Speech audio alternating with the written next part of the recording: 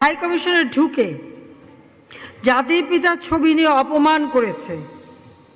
এত সাহস কোথা থেকে পায় আমি জিজ্ঞাসা করি। প্রধানমন্ত্রী শেখ হাসিনা পদত্যাগ করে যুক্তরাজ্যে যাওয়ার পরে লাইভে এসে একই বললেন, যেটা শুনলে আপনি চমকে যাবেন। অর্থাৎ হাই কমিশনে ঢুকে শেখ মুজিবুরের ছবি ছিঁড়ে ফেলার সাহস কোথা থেকে পায় তারা।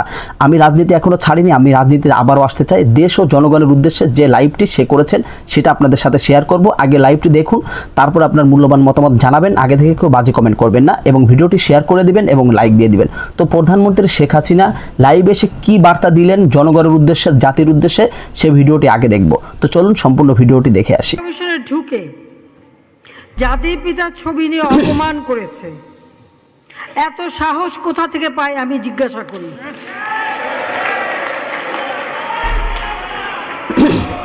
আমি জানি না আমাদের হাই কমিশনে এখন কারা বসেছিল এবং তারা সেখানে কিছুই করতে পারলো না কেন, সেটাও বড় প্রশ্ন। আর আমি আমার প্রবাসী যারা বাঙালি, না আমার প্রবাসী বাঙালিদেরও আমি বলবো যে যারা এই ঘটনাগুলি ঘটিয়েছে তারা চলাফেরা করে না, তাদের দেখেন না। যে হাত দিয়ে জাতির পিতার ওই ছবি নিয়ে তারা ভেঙেছে, তাদের যা উপযুক্ত করা উচিত সেটা করতে হবে।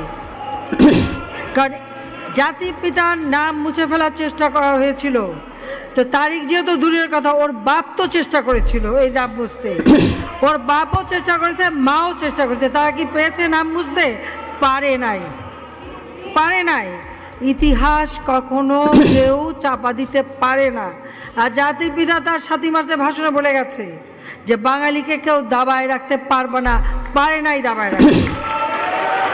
তা আজকে এত বড় দুঃসাহস হয়ে যায়। হ্যাঁ, আমি প্রধানমন্ত্রী এসে আমারটা যা করুক ওটা আমি কিছু মনে করি না, কিন্তু যিনি আমাদের জাতির পিতা, যে আইন আছে, সেখানে হাত দেবে এত সাহস কোত্থেকে পেল? তারিখ যে ভুলে